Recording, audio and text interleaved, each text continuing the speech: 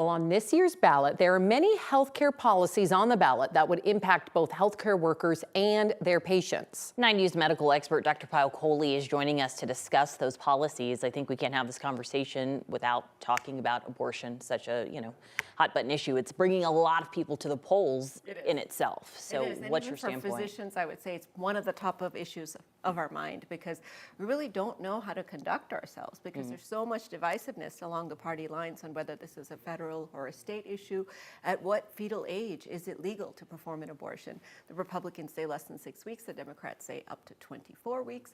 Is there a right for every woman to have access to abortion? Or is this more something that should be decided kind of on a policy level? And then mifepristone, which we know that 2/3 of abortions are medical abortions, not surgical abortions. A lot of Republicans feel that shouldn't be available. So for me as a physician, and I know my colleagues that practice OBGYN, there's a lot of confusion and worry about what we should do if a woman does show up, for example, and it's not an imminent threat to her life, but eventually it would be a threat to her life, and she wants to terminate. Is that something we could offer or not? So certainly we're waiting to see what happens. And talk to us about IVF. That's another hot button issue. We've heard, certain politicians say one thing and then sometimes walk it back because of the public pressure. What do you see happening with IVF here? That's what's so interesting here. There seems to be bipartisan alignment on the IVF issue. So majority of Democrats and Republicans, based on the survey from the New England Journal of Medicine, believe that women should have access to IVF. Now, what gets tricky is, when does life begin? Does it begin when that embryo is created in the petri dish? Does it begin after a certain gestational age, or does it begin at birth? That's where there's a lot of division. And I think there's going to need to be some resolution, because a lot of women I know are moving embryos across state lines because they're not sure what exactly the implications of this are going to be. I know a lot of people have said that women are coming to Colorado for OBGYN care, even if they live in another state, because of our laws here.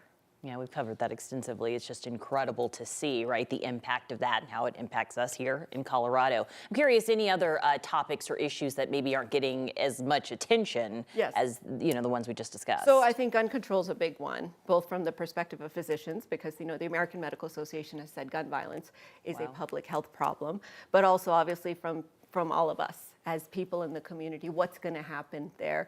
If you ask people out there, they say obesity is a big one that they think is a threat to public health. Cancer, which we've talked about, a lot of young people having increased risk of cancer. Opioids and fentanyl, and the access to those, particularly amongst our younger population.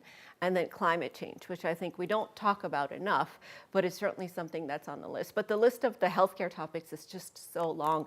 I think access to healthcare and the cost of healthcare, to me, is going to be a huge one as well, because as we know, it used to previously be called Obamacare. Now it's called the Affordable Care Act.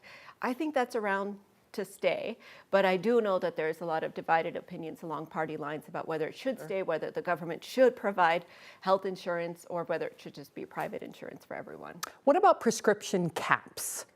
That has to be something that a lot of your patients have to grapple with. All the time. In fact, we have this thing called the Medicare donut hole, which I'm told might go away, but late in the year, Medicare stops covering prescription drug benefits.